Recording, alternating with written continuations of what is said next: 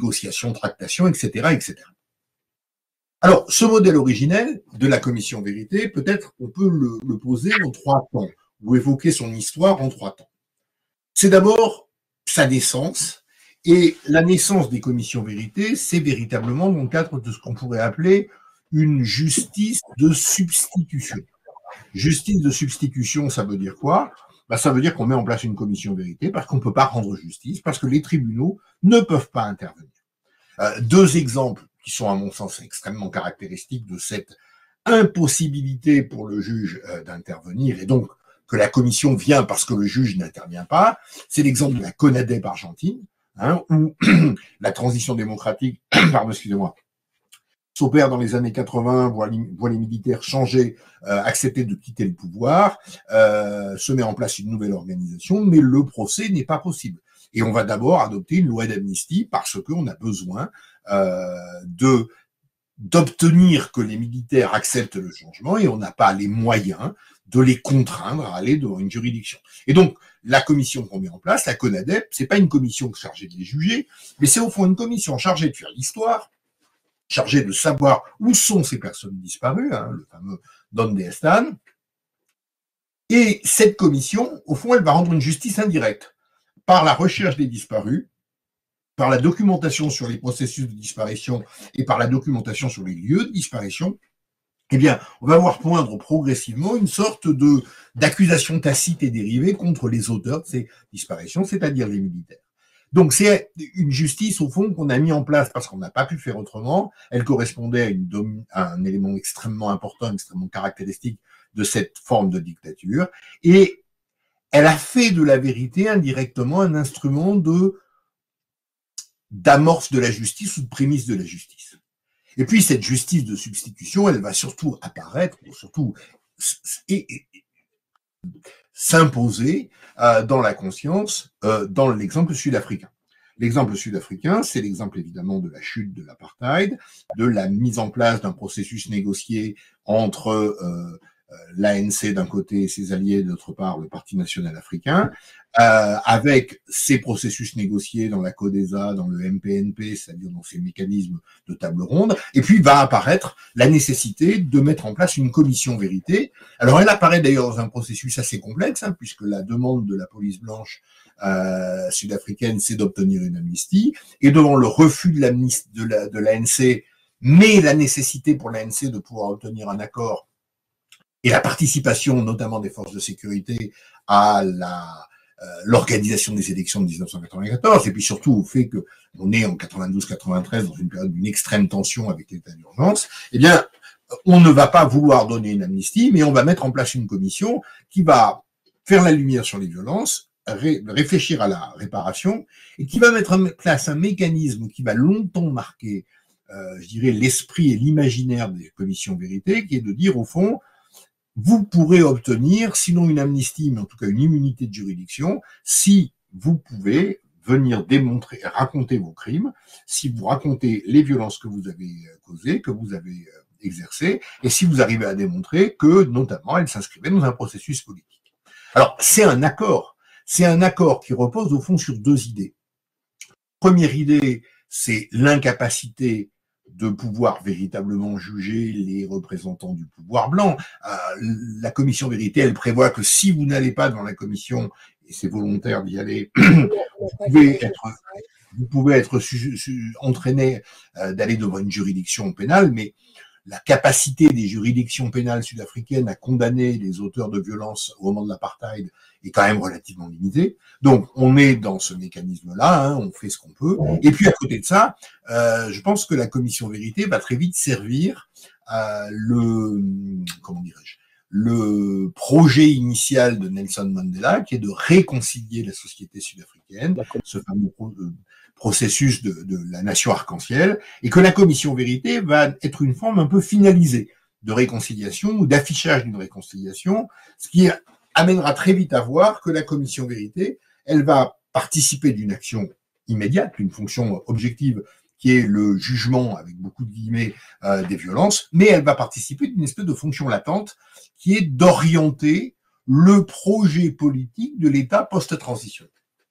Donc tout ça se met en place, et au moment de la mise en place de la commission vérité en Afrique du Sud, on peut considérer qu'il y a il y a une forme de réticence, notamment de la part des organisations de défense des droits de l'homme, hein, des adversaires de l'apartheid. On va considérer que cette commission vérité, c'est peut-être pas grand-chose. Et il y a même, je crois que c'est un juriste sud-africain, un juge, qui va dire que c'est la forme la plus sophistiquée, mais certainement aussi la plus hypocrite d'amnistie. Et puis, le fonctionnement de la commission vérité, je dirais la qualité des acteurs qu'il apporte, et notamment, je pense au président Desmond Tutu et au vice-président Alex Borain, qui vont être des acteurs extrêmement importants.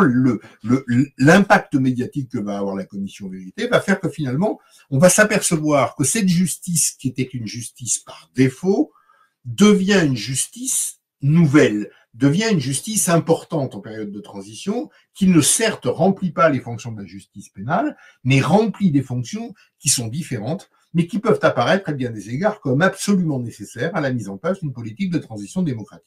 Et donc, va apparaître une deuxième étape de commission vérité qui va commencer à se développer, hein, c'est-à-dire qu'à partir des deux exemples, Argentine et Afrique du Sud, on va avoir un développement important des commissions vérité, et on va surtout voir que la commission vérité d'une justice de substitution devient en quelque sorte une justice de co-construction. Pourquoi co-construction? Parce qu'à partir des années, à partir des années 2000, et notamment à partir de l'exemple de la Sierra Leone, on va mettre en place concomitamment une commission vérité et une juridiction pénale.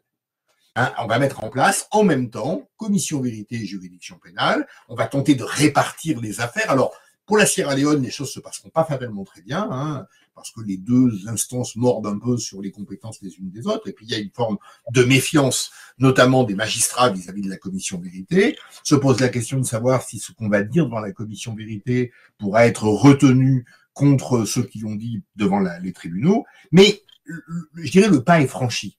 Le pas est franchi qu'au fond, on ne va plus opposer systématiquement les commissions aux juridictions, mais on va mettre en place parallèlement des mécanismes de coordination entre les commissions vérité et les juridictions. Et chacun de ces mécanismes, d'ailleurs, empruntant un peu à l'autre, les commissions vérité vont perdre beaucoup de leur pouvoir en matière d'amnistie. L'amnistie est un mécanisme qui va reculer considérablement, et les juridictions vont parfois utiliser des instruments qui vont venir qui sont empruntés de la procédure de commission vérité, que ce soit des pratiques de réduction de peine, hein, d'amnistie. Pensons à ce que la juridiction spéciale pour la paix en Colombie peut faire aujourd'hui, ou alors des pratiques du plaidé coupable, hein, qu'on voit maintenant se développer, y compris devant les plus hautes instances pénales internationales et devant la Cour pénale internationale, qui sont clairement des mécanismes qui sont un peu hérités de l'apport des commissions vérité. Donc, on met en place cette justice de co-construction, et aujourd'hui, c'est le dernière exemple, ou dernière étape plutôt, de ce que je voulais dire en matière de l'extension du modèle originel, c'est qu'on est passé d'une existence exceptionnelle à une sorte de passage obligé. Il y a aujourd'hui, dans le monde, la mise en place quasi systématique des commissions vérité dans tous les pays qui tentent de sortir de conflits ou qui sont dans des processus de transition. On a plus de 50 commissions vérité qui ont été créées depuis les années 87, ce qui est évidemment énorme, et ce qui amène au fond à se poser des questions. Qu'est-ce que nous dit ce temps long et qu'est-ce que nous dit cette extension? Et d'emblée va apparaître l'idée d'une forme de contradiction, de paradoxe, ou de bilan équilibré. Parce que d'un côté, l'extension démontre l'importance et l'intérêt de ce modèle.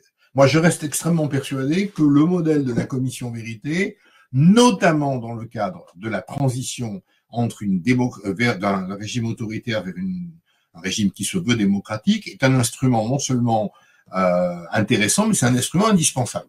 C'est-à-dire qu'au fond, c'est un instrument qui permet de contrebalancer, en quelque sorte, la volonté de réunifier tout le monde, de reconstruire la société, de participer de la construction d'un nouvel État, parce que au fond, je pense que la commission vérité, elle a une fonction de moralisation de la transition, parce qu'elle permet l'énoncé de la vérité, elle permet l'énoncé de la réalité, et c'est de ce point de vue-là un instrument extrêmement intéressant contre cette espèce de révisionnisme post-autoritaire qu'on rencontre très fréquemment. Vous connaissez bien ces problématiques-là pour les avoir, j'imagine, rencontrées dans vos terrains d'études, du fameux « c'était mieux avant ». Ça fonctionnait mieux avant. Cette espèce de nostalgie qu'on trouve dans beaucoup de systèmes post-autoritaires peut être en fait contrebalancée par la commission vérité, par ce que la commission des vérités va révéler de la pratique antérieure. Il ne s'agit pas nécessairement de juger tout le monde, de juger des acteurs ordinaires, de juger d'un système, mais il s'agit de mettre en place, je dirais, ce mécanisme-là. Et je crois que l'extension quasi systématique aujourd'hui de la commission vérité montre bien que c'était un modèle nécessaire et que de la naissance un peu accidentelle de la CONADEP et de la Commission Vérité d'Afrique du Sud est venu se mettre en place un vrai modèle. Mais de l'autre côté, cette extension du modèle originel, elle soulève des questions. Elle soulève, si vous voulez, je crois, deux séries de questions. La première, c'est la question du contexte.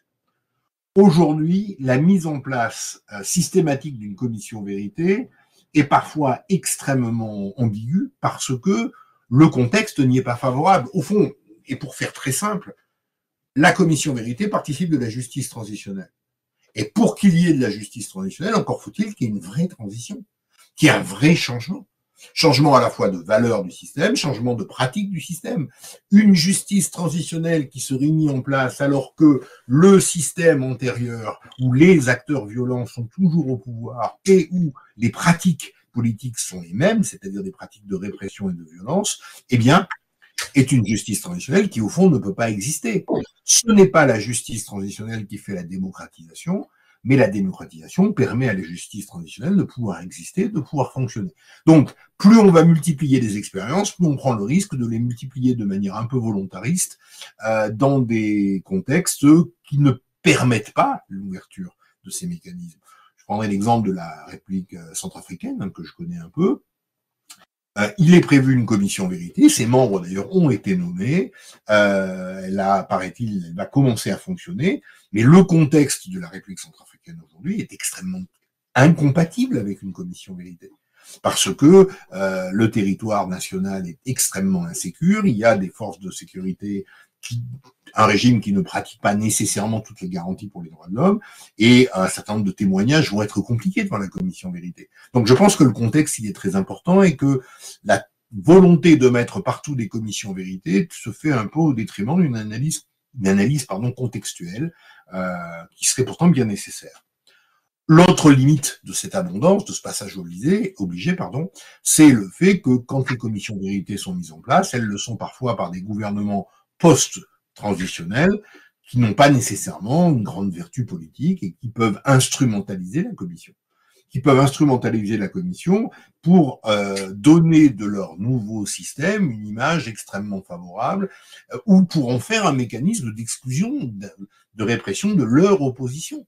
On a parlé souvent de justice de vainqueur, on peut tout à fait parler de justice transitionnelle ou de commission vérité de vainqueur. Quand votre commission vérité est organisée, son mandat est déterminé pour ne juger qu'un certain nombre de crimes commis dans le passé, même si ces crimes ont existé, même si les auteurs doivent être punis et même si on doit prendre en charge ces crimes, si on laisse de côté d'autres crimes qui ont été commis par ceux qui sont désormais au pouvoir, on va avoir non pas une demi-commission vérité, mais je dirais une anti-commission vérité, parce qu'elle va produire une vérité instrumentalisée. Et de ce point de vue-là, le risque de l'instrumentalisation des commissions vérité est au moins aussi important que ce qu'on a pu connaître il y a quelques années du risque d'instrumentalisation des cours constitutionnelles ou même des constitutions en général. Et je crois que de ce point de vue-là, c'est vraiment extrêmement important et que la multiplication des expériences de commission vérité fait qu'au fond, on est dans une sorte de rite un peu incantatoire. Il ne peut pas y avoir de transition sans commission vérité, pas de paix sans justice, dit-on. Donc la commission vérité, puisqu'elle a marché en Afrique du Sud, puisqu'elle est soutenue aujourd'hui par les instances internationales, doit être à tout craint reproduit, au moins dans les textes, sinon dans les pratiques. Donc ce modèle s'est étendu. Ce modèle originel de passage d'une commission de passage de la dictature vers la démocratie par l'intermédiaire ou avec le soutien d'une commission vérité, forme intermédiaire de justice, est un modèle qui aujourd'hui s'est considérablement développé et cette je dirais, ce considérable développement doit nous amener à nous poser des questions sur individuellement l'adéquation de la commission avec le contexte et avec les valeurs, l'axiologie du système qu'il a mis en place. Deuxième point, et puis évidemment, autre élément, mais je reviendrai tout à l'heure, on doit se poser aussi des questions de l'adéquation de la commission, du principe de la commission avec l'environnement culturel des acteurs censés y évoluer. Ça, c'est pour le premier point. Le deuxième point que je voudrais rapidement évoquer, c'est de dire que le modèle originel est aujourd'hui un modèle qui fait face à une mutation extrêmement profonde, extrêmement importante, et je dirais, à bien des égards, extrêmement intéressante. À bien des égards extrêmement intéressantes, parce qu'au fond, on va voir que le modèle originel prévu de manière exceptionnelle pour passer de la dictature à la démocratie, de la guerre vers la paix, va se trouver placé et utilisé, et parfois avec grand bonheur, dans un nouveau contexte, dans un nouvel environnement. Il apparaît au fond une nouvelle justice transitionnelle, ou plutôt il apparaît, me semble-t-il, de nouvelles formes de commission vérité qui ne sont pas à rattacher au modèle originel. Alors, ce modèle en mutation, je dirais, il va s'exprimer cette mutation, elle va s'exprimer de trois manières. Ou plutôt, on va pouvoir l'étudier avec trois éléments. Premier élément important, c'est qu'on a une mutation contextuelle. On a aujourd'hui des commissions vérité qui vont intervenir sans qu'il y ait de transition et sans qu'il y ait de dictature. En tout cas, sans qu'il y ait de régime globalement autoritaire et sans qu'il y ait de mutation.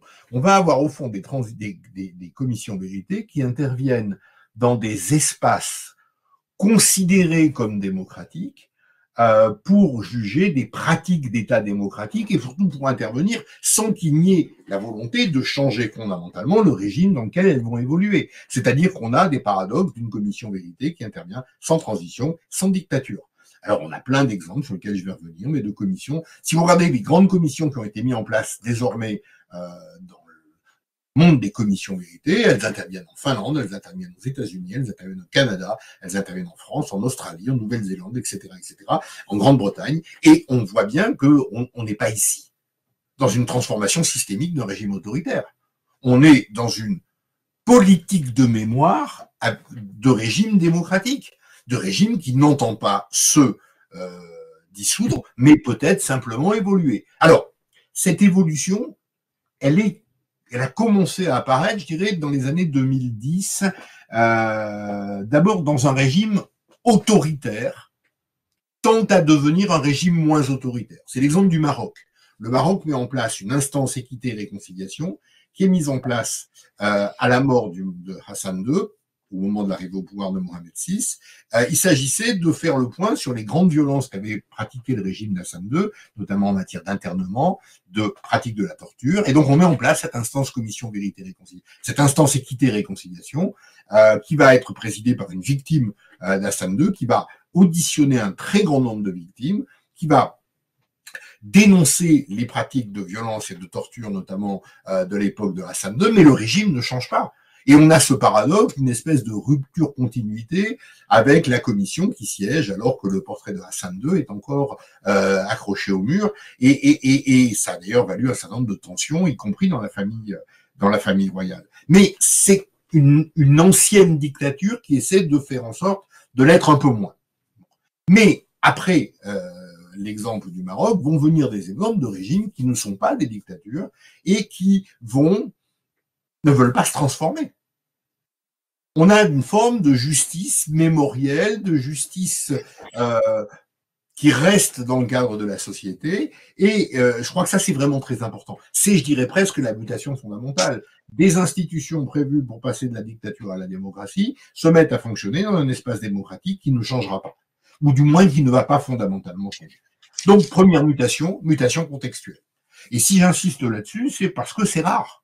Généralement, dans le droit des transitions, dans les mécanismes qui accompagnent les mutations fondamentales de régime, on a très souvent des emprunts de mécanismes traditionnels, classiques, pour les adapter à la réalité de la transition. Mais on a très rarement des passages d'institutions qui sont créées ad hoc pour la transition et qui peuvent s'adapter à un monde sans transition. Cette mutation contextuelle, et évidemment, on est pourrait très bien d'en discuter, mais cette mutation contextuelle va s'accompagner d'une seconde mutation qui est, je dirais, une mutation structurelle. Alors la mutation structurelle des commissions vérité, c'est au fond de dire que initialement, la commission vérité, elle a un parrain, un porteur, voire un porteur et demi. Le porteur, c'est l'État. C'est une commission qui est mise en place par l'État, par le vote d'une loi, par une décision présidentielle, qui est portée par l'État, les membres sont nommés par l'État, et c'est une commission qui agit au nom de l'État. C'est son porteur fondamental, majoritaire et encore presque unanime du modèle original. C'est le nouvel État qui porte la commission vérité. Alors j'ai dit un porteur et demi, pourquoi? Parce que très souvent, les instances internationales, l'Organisation des Nations Unies notamment, mais aussi parfois l'Union européenne ou l'Organisation internationale de la francophonie peuvent accompagner, je dirais comme partenaires privilégiés tant dans le domaine du financement, de la logistique et parfois un peu de l'impulsion, ces processus. Le PNUD notamment, le Programme des Nations Unies pour la démocratisation, est mis en place et mobilisé pour l'accompagnement des commissions vérité. Ça, c'est la structure traditionnelle. Mais si on regarde ces commissions vérité des années 2000, 2010, 2020, eh bien, on va voir que de plus en plus vont apparaître des commissions extra-étatiques. Extra-étatiques, ça veut dire qu'elles peuvent procéder soit de pouvoirs locaux, des institutions, alors je vais dire régionales, mais le terme est certainement très impropre, mais des institutions locales peuvent porter des commissions vérité. On aura 2 exemples parmi d'autres, 3 exemples qu'on peut évoquer. Le premier, c'est l'exemple des États-Unis. L'État du Maine met en place en 2012 une commission vérité. Donc c'est pas les États-Unis qui mettent en place la commission vérité, mais un des États fédérés, le Maine. Autre exemple, l'Australie. L'État de Victoria met en place une commission vérité. Là encore un peu dans la même période, plus récemment, alors que c'est pas l'Australie qui met en place la commission vérité. Et puis le troisième exemple, c'est la mise en place de commissions vérité ou de structures approchantes des commissions vérité par des collectivités locales espagnoles, en tout cas du Pays Basque espagnol, pour faire la lumière sur les pratiques de la guerre civile et sur les pratiques de la violence durant le conflit avec ETA. Ce sont des collectivités locales, que ce soit la communauté autonome basque ou certaines municipalités qui mettent en place des commissions vérité, et il y a devant la communauté autonome basque un projet de loi sur la création d'une commission vérité et réconciliation qui ressemble en tout point à la commission sud-africaine. Donc, des pouvoirs publics locaux. Et puis à côté de ces pouvoirs publics locaux, on va voir arriver des commissions vérité privées, c'est-à-dire portées par des structures qui ne sont pas des structures étatiques, qui sont des structures appartenant à ce qu'on pourrait appeler la société civile. Alors là, on va prendre 2 exemples, mais on peut peut-être en prendre d'autres. Le premier exemple, c'est la CIAZ, Commission indépendante d'analyse sur les violences sexuelles dans l'Église catholique, qui est mise en place en 2018 par une initiative de l'Église catholique qui décide de faire une commission pour organiser, pour porter un jugement sur les violences sexuelles dans l'Église. Grosso modo, et pour faire simple, de la fin de la Deuxième Guerre mondiale jusqu'à les années 2010. La commission, elle est confiée, la présidence de la commission, elle est confiée à Jean-Marc Sauvé. Jean-Marc Sauvé, c'est à la fois un ancien séminariste, mais ça c'est un peu pour l'anecdote, encore que, il est surtout ancien vice-président du Conseil d'État, c'est-à-dire le véritable président du Conseil d'État, ancien secrétaire général du gouvernement. C'est un très haut fonctionnaire, un très grand juriste, qui va présider une commission extrêmement pluraliste, extrêmement basée sur le modèle des commissions vérité, avec des médecins, avec des juristes, avec des anciens magistrats, et cette commission va rendre un rapport sur la violence sexuelle dans l'Église, un rapport extrêmement important. Et puis l'autre exemple que l'on peut prendre, c'est l'exemple d'une ONG israélienne qui s'appelle Shkolot. Alors Shkolot, ça s'écrit, je parle pas l'hébreu, hein, donc je prononce certainement très mal. Ça s'écrit S-H-K-O. Attendez, je vais exactement vous dire, parce que là, une petite bêtise sur l'orthographe. Ça s'écrit Shkolot, ça s'écrit. Alors, attendez. Dans la constitution anglaise, ça s'écrit Z-O-C-H-O. Z-O-C-H-R-O-T. Z-O-C-H-R-O-T. Sholot, ça veut dire en fait la mémoire. Et cette organisation non gouvernementale a mis en place en 2014 une commission vérité pour étudier les pratiques de la Nakba, de l'expropriation des villages palestiniens par Israël au moment de la création de l'État d'Israël. Cette commission vérité, qui était composée en grande partie d'Israéliens, a auditionné les victimes, les descendants des familles, voire les familles, et elle a rendu son rapport. Elle a travaillé pendant 2 ans. Elle a rendu son rapport sur à la fois les conditions d'expatriation des populations palestiniennes, arabes de Palestine, et elle a proposé des mesures de réparation et des mesures de reconstruction de cette identité. Alors, évidemment, cette commission, elle a eu un impact assez limité. Les membres de la commission Charlotte savaient très bien que l'impact de leur politique était limité, tant la position du gouvernement israélien n'était évidemment pas favorable du tout à cette commission vérité, mais ils l'ont aussi organisée, disent-ils, et j'ai pu rencontrer des membres de cette commission vérité et de cette ONG, pour la mémoire. Ils l'ont organisée pour la documentation, parce que un des grands instruments qu'ils ont utilisés, ça a été l'audition des victimes, l'enregistrement des témoignages, et disent-ils au moins, eh bien, cette mémoire-là, elle n'est pas perdue, elle a été réintégrée. Donc, on a des commissions aujourd'hui qui sont des commissions privées, soit portées par des structures de la société civile qui sont des structures extrêmement importantes. L'Église catholique est évidemment une structure privée, mais extrêmement institutionnelle, si vous me permettez ce pléonasme. On a eu d'ailleurs l'exemple au Guatemala également d'une commission vérité qui, avant que l'État la porte, soit portée par l'Église.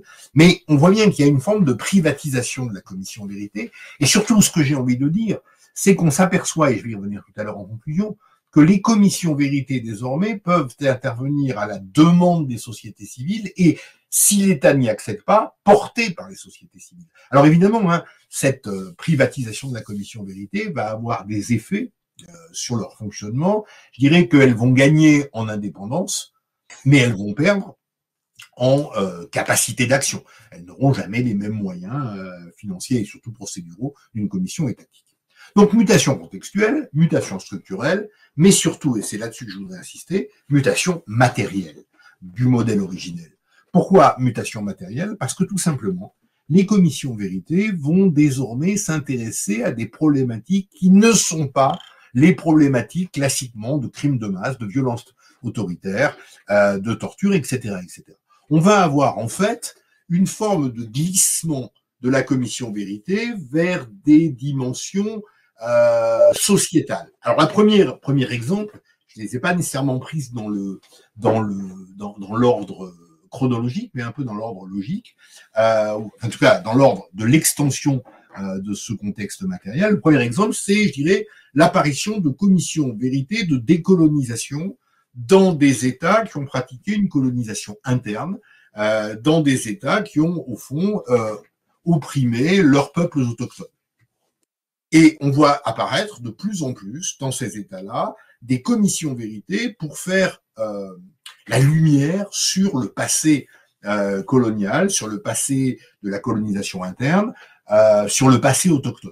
Alors l'exemple le plus symptomatique, qui est un peu le corollaire, le parallèle de l'exemple sud-africain, c'est l'exemple de la commission vérité canadienne qui a été mise en place pour dans les années 2012-2015, pour travailler sur la question des enfants amérindiens. On va revenir sur la thématique, des enfants amérindiens.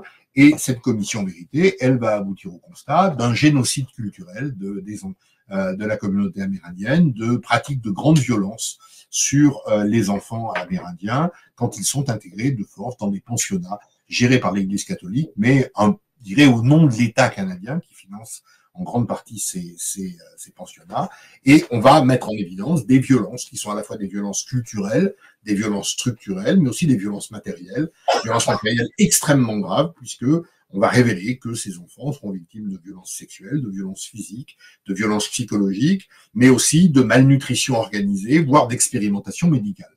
Et vous savez qu'aujourd'hui, à la suite du rapport de la commission vérité, on a notamment découvert de plus en plus de ce qu'il faut bien appeler des charniers, des fosses communes sous ces pensionnats, qui montrent bien qu'il y a un taux de mortalité extrêmement important et extrêmement caché vis-à-vis de ces enfants. Donc là, le Canada, mais aussi le Maine aux États-Unis. Il s'agissait de statuer sur la politique de l'État du Maine et notamment des services sociaux à l'enfance qui plaçait systématiquement et de manière exponentielle les enfants amérindiens dans des familles blanches. Hein. Grosso modo, un enfant amérindien avait 60 fois plus de chances d'être placé dans une famille blanche qu'un enfant d'origine européenne.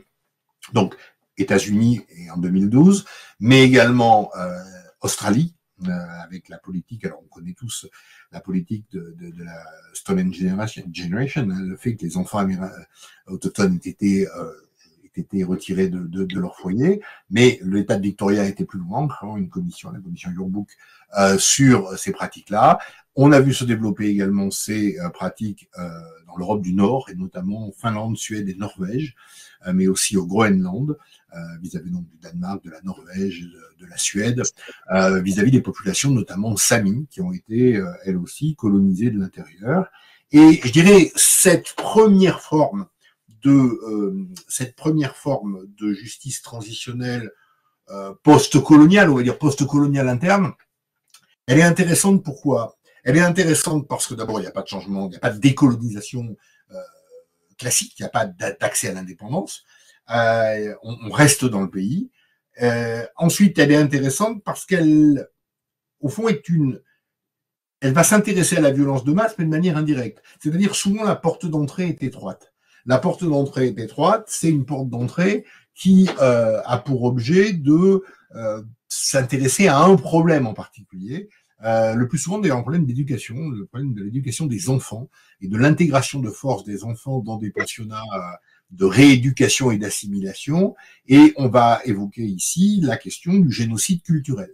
Le génocide culturel, au fond, il apparaît après cette idée avec ces commissions qui viennent dire, voilà, on a tenté de faire disparaître au moyen de mesures coercitives des cultures. C'était le fameux slogan Save the Man to kill the Indians.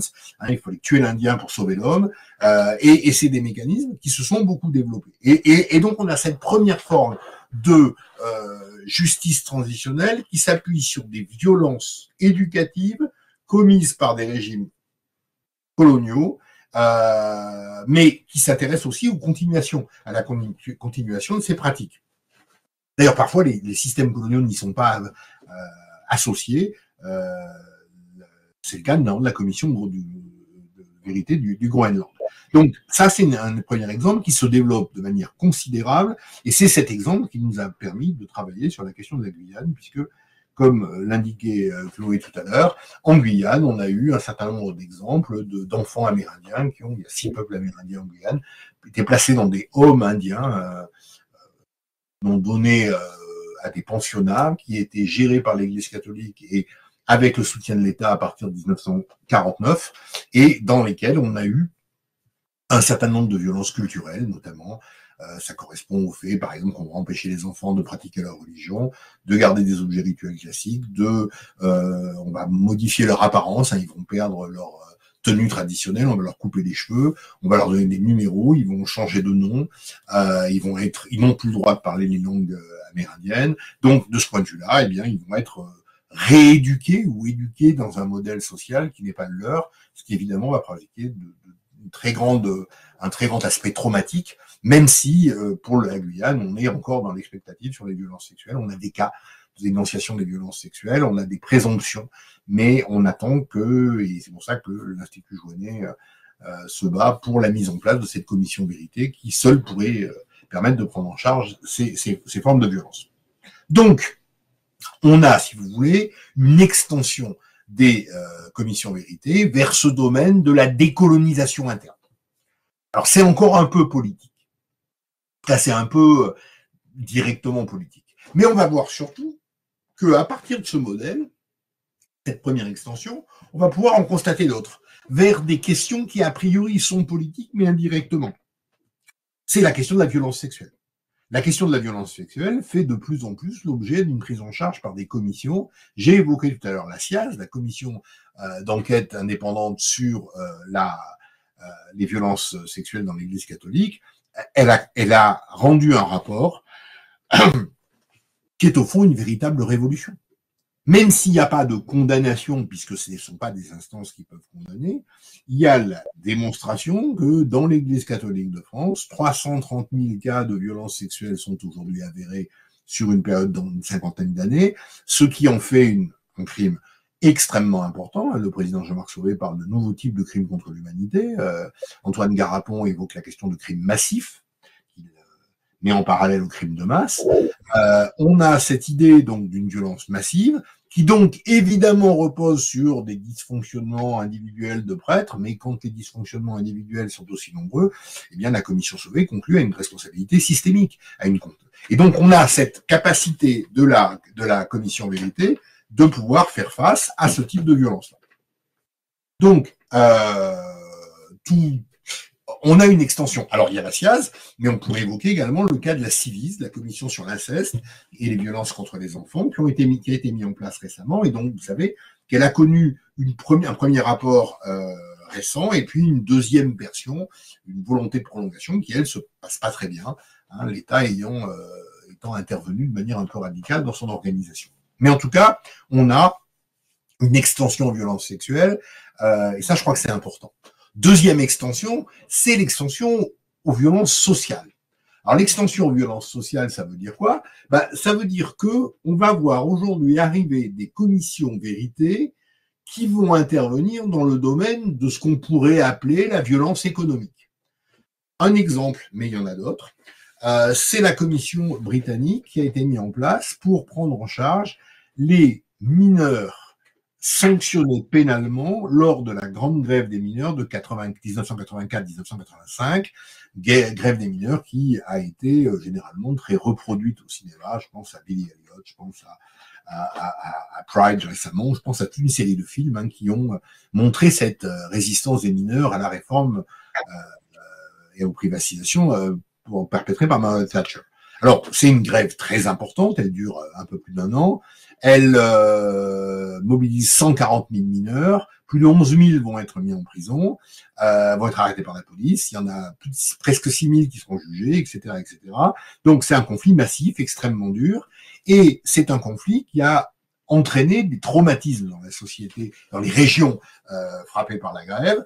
Et en 2018, eh bien, le gouvernement écossais a mis en place une commission qui a pour objet de réfléchir aux personnes qui ont été affectées par ce conflit, et notamment elle était chargée d'enquêter sur l'impact des opérations de police sur les communautés touchées en Écosse. Cette commission, elle s'est mise en place, la présidence a été confiée à un avocat qui s'appelle John Smith, qui a beaucoup travaillé sur cette question. Et ce qui est intéressant, c'est que cette commission, alors elle n'est pas baptisée commission vérité dans son intitulé, mais elle fonctionne comme une commission vérité. Elle va rencontrer les victimes, elle va organiser des rencontres dans les lieux touchés par la grève en Écosse, puisque c'est une commission écossaise, elle va rencontrer un certain nombre de témoins, elle va rencontrer des anciens grévistes, des familles d'anciens grévistes, des anciens policiers, elle va organiser des face-à-face, et elle va produire un rapport dont l'objet était de parler de réconciliation. Peut-être juste vous donner un exemple de ce que disent la commission. Ce que va dire le rapport de la commission, c'est par exemple qu'il apparaît que les années écoulées n'ont pas mis fin aux souffrances et aux effets de la grève qui se font encore sentir, une souffrance qui se trouve ses origines dans la répression, mais aussi dans des conséquences à plus long terme. Nous avons entendu des témoignages puissants et émouvants d'individus, de leurs familles, et en particulier de gens qui ont été traumatisés par la violence. Et cette commission, elle va déboucher sur une demande d'amnistie ou de réhabilitation des mineurs qui avaient été pénalement sanctionnés. Alors, ça aboutira, le rapport va être rendu en 2020, il va aboutir à la mesure de clémence de la part du Parlement écossais, mais pas une mesure de réparation. Alors, il faut savoir que ce modèle de la commission vérité pour lutter contre des violences économiques, alors évidemment il y a une dimension politique, surtout quand ces violences opposent les grévistes à Margaret Thatcher, mais pour autant on est dans un domaine qui est complètement différent. Là on n'est même plus dans les violences coloniales, et on est vraiment dans une espèce d'extension de la justice traditionnelle à des conflits qu'on considérait comme des conflits internes.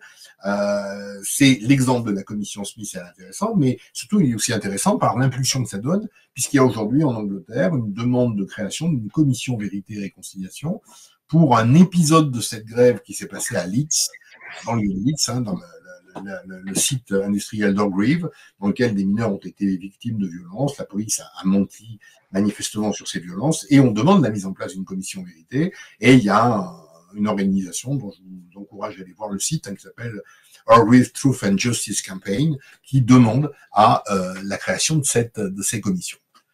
Dernier exemple d'extension, alors c'est un exemple qui est intéressant parce que il est peut-être le domaine où on a été le plus loin, c'est le domaine du sport, et c'est le domaine de je dirais, d'une forme de sociologie ou de rapport de classe. Alors, c'est aussi en Angleterre, c'est à partir d'une catastrophe qui s'est passée à Hillsborough. Donc Hillsborough, c'est en fait un stade à Sheffield, et le 15 avril 89, il y a une demi-finale de la Coupe d'Angleterre entre Liverpool et Nottingham Forest. Il y a des bousculades dans le stade, il y a une grande panique qui se met en place, et il y a 96 personnes qui vont mourir. 96 personnes qui meurent, 97 aujourd'hui parce qu'il y a une personne qui est morte récemment des suites de cette blessure. Il y a 766 blessés, et très rapidement, le rapport et la police a été de dire c'est de la faute des mineurs, c'est de la faute des supporters parce qu'ils étaient alcoolisés, parce qu'ils étaient violents, parce ils ont voulu tricher avec les billets, et c'est de leur faute. Et au fond, c'est l'idée que les supporters, et notamment ceux de Liverpool, et Margaret Thatcher va désigner nommément les supporters de Liverpool, sont en fait des gens mal éduqués, voyous, alcooliques, etc., etc. Ça va être la version de la police, ça va être la version du gouvernement de Margaret Thatcher, ça va être la version de la radio et de la télévision. Le Sun va être extrêmement violent, il va produire une qui s'appellera The Truth, la vérité, qui montrera que les supporters, qui indiquera que les supporters avaient volé les morts, avaient uriné sur les policiers, etc., etc. Donc on avait vraiment une accusation qui reposait au fond sur une espèce de rapport de classe. En Italie, c'est d'ailleurs la partie la plus Sheffield, pardon, on est dans la partie la plus industrieuse de l'Angleterre. On est pas très loin de la grève des mineurs. On est dans un paysage politique particulier, avec une stigmatisation particulière, et très rapidement, on va s'apercevoir que, au fond, ce que dit la police n'est pas vrai. Un rapport a été fait par le Lord Justice Taylor en 89 qui va aboutir à une conclusion très différente. Et ce qui est très intéressant, c'est que ce rapport va être écarté par la justice britannique, qui ne va absolument pas poursuivre en justice la police, et qui va écarter toute action pénale en 1991. Sauf que va se créer, et je dirais presque que c'est une espèce de quintessence de ce que j'ai évoqué, va se créer une association des familles de victimes et de survivants, soutenue par la ville de Liverpool, soutenue surtout par le club de football de FC Liverpool, et cette association va mettre en place un processus de demande de justice extrêmement poussé. À chaque match, on va avoir des Justice for the 96, etc., etc., pour les 96. Donc, on a vraiment une grosse demande sociale qui va être portée. Et finalement, à la suite de cette demande sociale, à la suite aussi en 96 d'un film qui va être tourné par un scénariste documentaire, qui va être tourné par un scénariste de Liverpool, Jimmy McGovern, eh bien, on va avoir la mise en place d'une commission indépendante en 2012 pour faire une investigation sur cette catastrophe. Cette commission indépendante, elle va être portée par l'archevêque de elle va être portée par l'archevêque de Liverpool, et elle va aboutir à un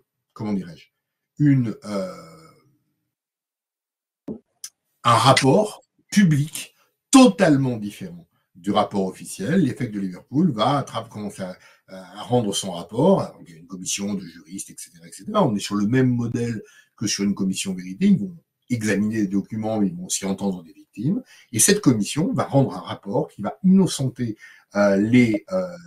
les supporters, qui va incriminer la police du Yorkshire, qui va montrer les mensonges de communication de l'État, qui va, bref, inverser complètement le résultat des procédures pénales, mais qui va obtenir satisfaction, puisqu'on va présenter le rapport aux victimes et au Premier ministre, et que le Premier ministre de l'époque, David Cameron, un Premier ministre conservateur, et grand admirateur de Margaret Thatcher par ailleurs, va présenter ses excuses aux 96 personnes décédées, personne qui est morte depuis 97. Et donc, on va avoir la mise en place d'un processus de justice parallèle basé sur une investigation par une commission vérité à la place de l'incapacité de la justice britannique à sortir du poids de la pression de l'État.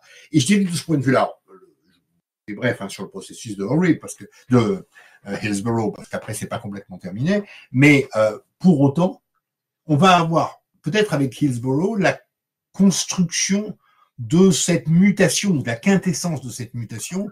On est dans une démocratie, on est dans une violence qui n'est pas a priori une violence structurellement politique, on est dans une commission vérité générée par la société civile, par une demande de la société civile, on est dans une commission vérité indépendante de l'État, et on a un résultat qui aboutit à un résultat très classique de commission vérité, c'est-à-dire notamment au fait que l'État présente des excuses et reconnaît la responsabilité de ses forces de sécurité. Donc, on a vraiment une mutation extrêmement importante, des mutations de type génocidaire aux mutations de type de sociétale, violence sociale, violence sexuelle, violence raciale et violence, je dirais, de classe ou violence autour des mécanismes sportifs. Donc, on voit que ce modèle est en mutation. Et c'est le deuxième temps que je voulais évoquer de cette histoire longue. Troisième temps, je vais peut-être aller un peu plus vite, c'est un modèle qui est en parallèlement, et je dirais ça c'est aussi extrêmement intéressant, c'est un modèle qui parallèlement est à la fois donc en mutation, en extension, en mutation, mais aussi en consolidation. C'est-à-dire que ce modèle qui se crée au cas par cas va progressivement s'affirmer. On va de plus en plus voir quelle est la spécificité de ces commissions vérité, de comment les commissions vérité et réconciliation peuvent travailler, qu'est-ce qu'elles apportent à la justice, et au fond, au-delà de leur identité, de leur appellation, de leur contexte de mise en place, on va, à mon sens, s'apercevoir qu'il existe, ou qu'il va exister, ou qu'il va émerger un noyau dur de cette forme de justice. Cette forme de justice rendue par une commission vérité, mais bien sûr on met justice avec beaucoup de guillemets, elle repose au fond sur peut-être 3 éléments qui me paraissent être très importants et peut-être qui la distinguent notamment des tribunaux. Le premier élément, c'est que c'est clairement une justice basée sur les victimes. Elle est basée sur la dualité d'écouter les victimes, de respecter le témoignage des victimes, de ne pas le remettre en cause et de procéder à des mesures de réparation. Même si on n'arrive pas à identifier les coupables, même si on n'arrive pas à identifier les auteurs des violences, on va pouvoir mettre en place ce mécanisme d'audition, respect, réparation. Et ça, je crois que c'est très important. C'est la mise en place d'une forme de justice empathique par rapport à une justice neutre ou extériorisée, qui est la justice traditionnelle. Et c'est la mise en place, au fond, d'une justice dite de redignification. On va au fond dire que la prise en charge des victimes, elle est tout autant le résultat de ce que la commission va dire et aussi de ce que la commission va faire, de la manière dont on va accueillir les victimes. Et on a des vidéos de fonctionnement de ces commissions où on voit très clairement une forme d'empathie volontaire, de respect volontaire de la victime, quel que soit son discours, ce qui va évidemment trancher avec les juridictions. L'idée étant, et ça a été une idée qui a été développée par Alex Boraine, qui était le vice-président de la commission vérité sud-africaine, l'idée étant de dire que ces commissions vérité, elles pouvaient accueillir 3 séries de vérités. Les vérités objectives, ce qu'il appelait la forensic truth, la vérité du médecin légiste, objective, basée sur des faits. Mais à cette vérité objective allait arriver une vérité subjective, c'est-à-dire la vérité des victimes, la vérité du ressenti, la vérité du traumatisme. Et cette vérité-là, elle peut se tromper. Elle peut se tromper. Mais en même temps, elle est un mécanisme social. Elle est un phénomène social. Elle est une réalité sociale. Et le grand apport de Boraine, c'est de dire, au fond, si tant de personnes pensent quelque chose qui n'est objectivement pas vrai, mais qui est fondamental pour eux, cette erreur multipliée est un phénomène de société qu'on doit intégrer. Et donc, de ce point de vue-là, je dirais qu'on est vraiment dans une approche différenciée de la justice, du rapport aux victimes et du rapport à la réparation. La justice est faite pour réparer dans son déroulement et dans ses résultats. Le deuxième point, Et c'est pour ça que je dirais les comment dirais-je, la force des commissions vérité, la marque de fabrique, hein, j'aime pas bien cette expression, mais l'élément identitaire des commissions vérité, ce sont ces auditions de victimes dans lesquelles elles viennent présenter ce qu'elles ont vécu. Même si d'ailleurs ces auditions peuvent être contestées, et je pense notamment à l'analyse que fait Sandrine Lefranc de ces auditions, à ce qu'elle appelle le tribunal des larmes, et une analyse que je partage en partie, hein, je pense que c'est important de relever, mais quand même, ça c'est une première caractéristique. La victime est beaucoup mieux considérée, considérée de manière extrêmement différente devant une commission vérité que devant un tribunal. Le deuxième élément qui, à moi, me paraît absolument fondamental dans la compréhension de ce que sont les commissions vérité et de formes de justice qu'elles rendent, c'est qu'elles me paraissent intervenir sur une base systémique. Sur une base systémique, ça veut dire quoi? Ça veut dire au fond qu'elles vont s'intéresser aux violences, mais elles vont replacer les violences dans un environnement social. Elles vont replacer les violences dans une espèce de construction sociale. Elles vont se poser la question de la raison de ces violences, des racines de cette violence. Et je crois que ça, c'est quelque chose de très important. Elles n'ont pas pour objet de se poser la question si telle personne a commis telle forme de violence. Elles vont se poser la question aussi de savoir pourquoi cette forme de violence a-t-elle été possible dans la société. Et pourquoi, au fond, on a eu ce mécanisme. Et je crois que ça, c'est intéressant de considérer, au fond, que les commissions vérité tentent de rendre une justice globale, comme l'a définissait Karl Jaspers quand il parlait de la culpabilité allemande, quand il disait que les Allemands étaient tous coupables parce qu'il y avait la conjonction de plusieurs formes de culpabilité, criminelle, politique, sociale, et même une sorte de culpabilité morale de n'avoir rien fait. Et je crois que l'intérêt de la commission vérité, c'est de montrer que la violence n'est jamais un accident, n'est jamais exclusivement le fait de comportements individuels, mais d'une organisation systémique qui rend possible ou qui génère ces comportements individuels. Et ça, je crois que c'est quelque chose d'extrêmement important que ne peut pas faire un tribunal parce qu'il n'a pas à le faire ou il n'a pas à le faire de manière globale. Et ça, je crois que c'est extrêmement important. Et là, l'avantage de cette systématisation, si j'ose dire, c'est que non seulement c'est une systématisation, mais c'est une systématisation active, c'est une systématisation rendue visible. Hein, on dit souvent en matière de justice traditionnelle que la justice, elle doit être rendue, mais elle doit être aussi montrée. Eh bien, la commission vérité, elle montre la justice. Et elle montre la justice sur une construction longue, parce que toutes les auditions sont filmées, parce que la justice traditionnelle, la commission va se déplacer, elle va aller au-delà des victimes. Et au fond, on estime que les commissions vérité ont l'avantage, par le nombre extrêmement important de personnes qu'elles vont toucher, de conscientiser à la fois les coupables de ce qu'ils ont fait, mais de conscientiser aussi les victimes qu'elles sont victimes. Et au fond, la commission vérité est considérée comme un mécanisme systémique de conscientisation des violences.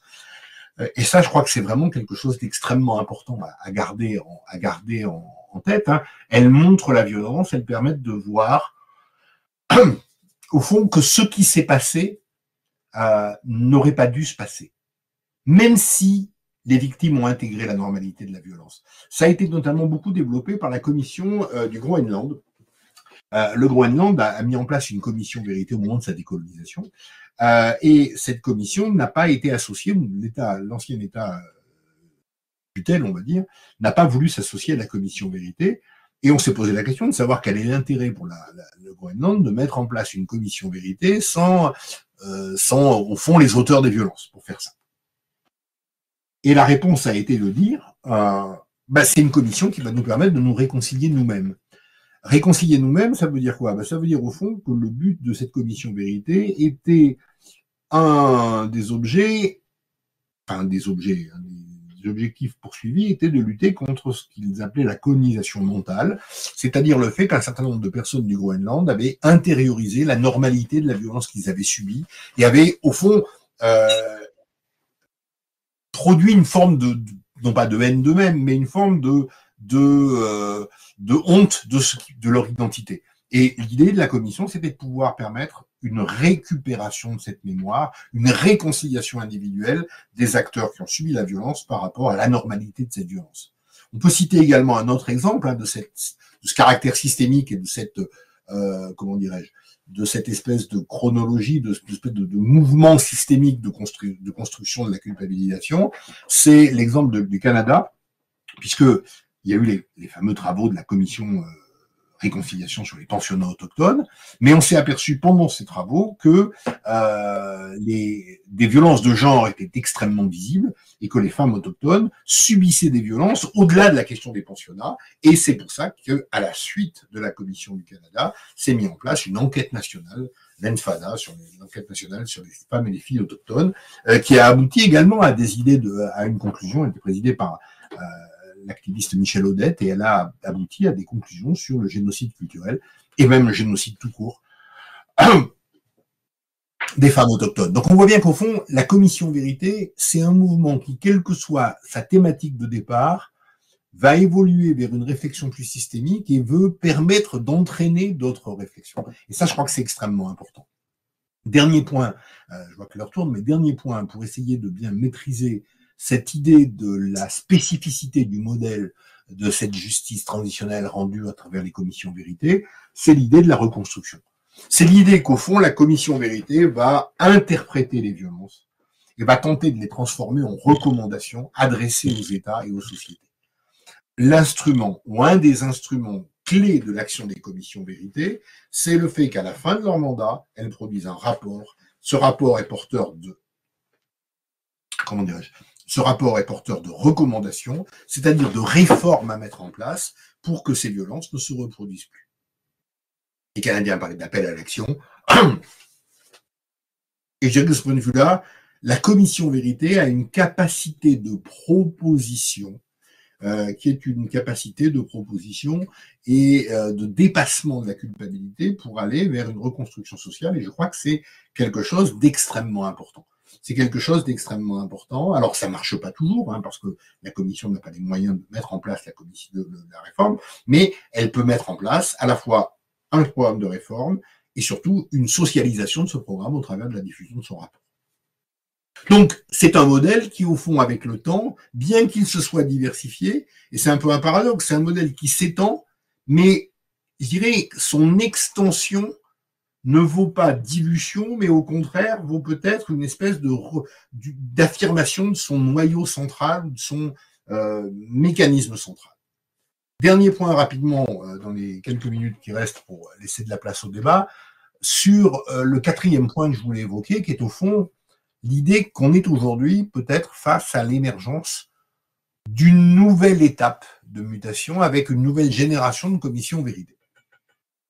Alors, cette nouvelle étape, cette nouvelle génération de commissions vérité, c'est une réflexion qu'on a, qui est en cours au sein de l'Institut, qui n'est pas nécessairement, comment dirais-je, absolument certaine, c'est le fait qu'on puisse aujourd'hui considérer qu'il existe des commissions vérité dématérialisées et que deux hashtags peuvent être intégrés dans ce mécanisme-là. C'est le hashtag MeToo et le hashtag, en France, Balance ton port. Donc, vous connaissez toutes et tous le mécanisme de MeToo et de Balance ton port. C'est des mécanismes qui permettent, en utilisant Twitter, de produire des messages de dénonciation de violences sexuelles. Alors, ces messages, ils ont, je dirais, ces pratiques, elles ont été mises en place. À partir de 2017, le hashtag MeToo a commencé à se développer sur Twitter, à partir notamment, donc il est né en 2006, mais il a été relayé en 2017 par une actrice qui s'appelle Alyssa Milano, à partir des accusations contre le producteur hollywoodien Harvey Weinstein. On a la mise en place de ces hashtags de dénonciation. La première année, 2017-2018, il est utilisé 19 millions de fois dans le monde. Parallèlement, en France, se met en place un hashtag français, Balance ton port, qui se met en place en 2017. 2017, on va avoir le développement de, là encore, plus d'1 million d'utilisations depuis 2017. Et on va s'apercevoir, au fond, que dans ce hashtag, on va avoir ce qu'on pourrait trouver devant une commission vérité. C'est-à-dire des dénonciations, le fait que des victimes racontent leur histoire, mais racontant leur histoire, elles vont poser une dimension sociétale à leur histoire.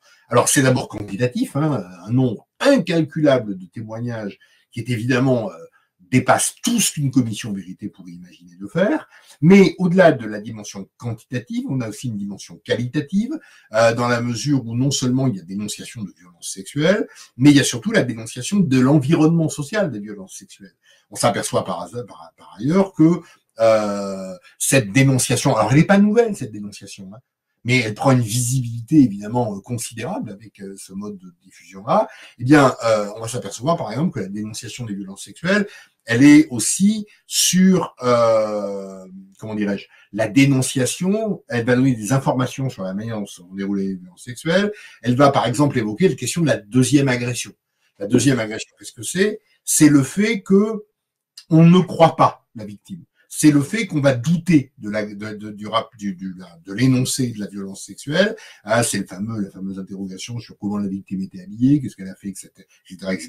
Donc là, on a beaucoup d'éléments là-dessus sur MeToo et sur Balance ton port. On a ici beaucoup d'éléments sur les comportements, sur la culture du viol. Alors évidemment, c'est une expérience qui n'est pas nécessairement une quintessence absolue, hein, dans la mesure où même s'il y a beaucoup de gens qui y participent, d'abord, plusieurs millions de hashtags, d'interventions sur ce hashtag, mais tous ne sont pas des témoignages. On estime qu'il y a entre 20 et 30% de témoignages. Mais surtout, on a également un accès qui n'est pas universel, hein. Tout le monde n'a pas accès culturellement, socialement et même technologiquement à ces mécanismes informatiques, même s'ils se sont considérablement développés.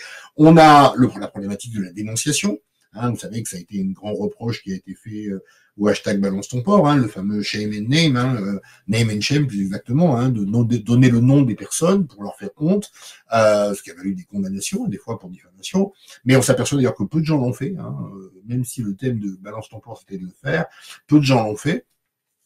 On a également la question de l'interprétation des résultats, de la gestion des résultats, de la transformation des résultats en mesures à proposer, mais on voit bien aujourd'hui que la question des moyens informatiques, des réseaux sociaux, pourrait être un instrument du développement des commissions, de ce type de commission vérité, parce que, au fond, n'importe qui peut le lancer, et le déclenchement de la commission est immédiat.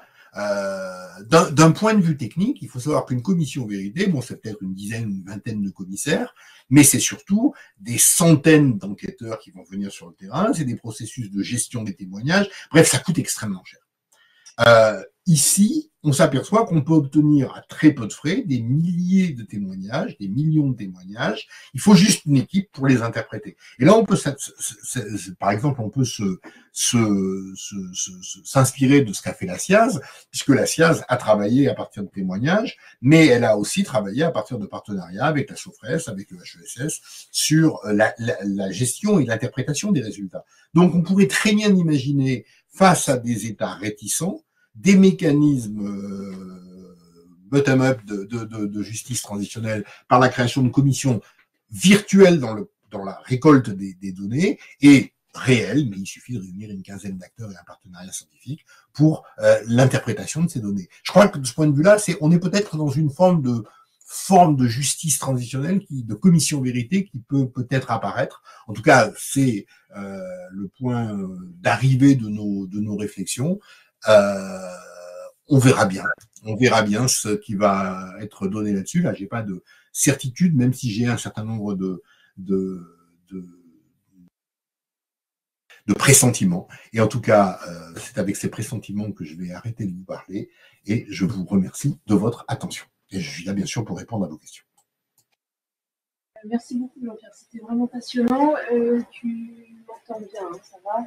Nous, on a eu un peu des problèmes de son au tout début. Donc on a manqué une partie de ton raisonnement, notamment sur l'Argentine et l'Afrique du Sud. Malheureusement, on a pu reprendre le fil. Donc merci beaucoup, c'était vraiment passionnant de voir ce temps long de la commission de vérité et réconciliation et de ses extensions et mutations, ce qui fait que finalement c'est aussi un objet qui est un peu difficile à circonscrire clairement. Moi j'avais une question sur les émotions en fait, pour lancer un peu la discussion, parce que là on a du temps pour parler. parce que tu cites souvent Sandrine Lefranc. Alors, j'ai pas lu énormément sur les commissions de vérité et réconciliation. Ce serait bien si tu pouvais nous fournir une bibliographie, mais j'ai lu l'article de Sandrine Lefranc sur les tribunaux des larmes. Et évidemment, dans le cadre de mon travail, je m'interroge aussi beaucoup sur ces questions et la comparaison avec les tribunaux d'opinion, les tribunaux citoyens, dont on parlera avec Camille Lemardi. Et de ce que dit Sandrine Lefranc, c'est que en fait, ces commissions sont toujours, enfin en tout cas pour l'Afrique du Sud, un peu larmoyantes et elles obligent la victime à être simplement symbole de souffrance. En fait, elles sont cantonnées à un rôle de victime passive en même temps qu'elles expriment leur récit et leur expérience de violence. Est-ce que tu vois une évolution aussi dans le terme, dans la façon dont les émotions sont orchestrées mais est-ce qu'il y a orchestration? Parce que dans le cadre d'un tribunal d'opinion, il me semble que les émotions qui sont évoquées, qui sont exprimées lors des témoignages, sont quand même orchestrées et dirigées par l'enceinte publique du tribunal. Je voudrais savoir aussi si tu peux faire un peu une histoire longue des types d'émotions, de l'instrumentalisation des émotions. Je ne sais pas si tu me comprends bien, mais tout à fait. de certaines émotions et pas d'autres, parce que ce que disait Sandrine Lefranc, c'est qu'il n'y a pas de colère, mais il y a de la souffrance, il y a des larmes, mais il n'y a pas forcément de colère, de révolte, de dénonciation. Ça, c'est une question. Et puis l'autre, peut-être très vite, d'ailleurs, mais c'est sur la question des archives. En fait, ils sont un peu. Enfin, je n'ai pas directement travaillé sur les commissions vérité et réconciliation, c'est quelque chose qui m'intéresse. Et en fait, j'aurais voulu voir des extraits d'audience. Alors, il n'y a pas spécialement systématiquement d'audience publique, semble-t-il. Ah, ça dépend aussi. Je trouve qu'on a un problème. Alors, pour répondre à ta première question, qui me paraît très importante, effectivement, c'est un point de désaccord, en tout cas de désaccord peut-être pas, mais de discussion avec Sandrine, hein, que je connais bien et que j'apprécie beaucoup par ailleurs. Elle a vu, et elle a une critique assez radicale des commissions vérité, qui grosso modo disent que c'est des mécanismes artificiels, parce qu'il n'y a pas de justice, puisqu'il n'y a pas de sanction, et elle est plutôt favorable à l'idée de la justice pénale, et deux, parce qu'il y a une espèce d'artificialisation anthropologique de la commission qui va essayer de transformer la victime en une forme d'idéal de comportement. Et elle prend l'exemple de l'Afrique du Sud, qui est évidemment une commission extrêmement larmoyante à bien des égards.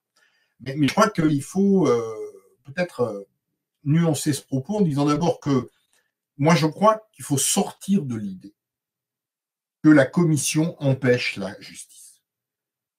J'ai fait l'autre jour, il n'y a pas très longtemps, un colloque à Nanterre sur la commission, sur le 75e anniversaire de la Déclaration universelle des droits de l'homme, et il y avait cette espèce de résistance là, de la part d'un certain nombre de collègues de nous dire mais ça empêche la justice pénale.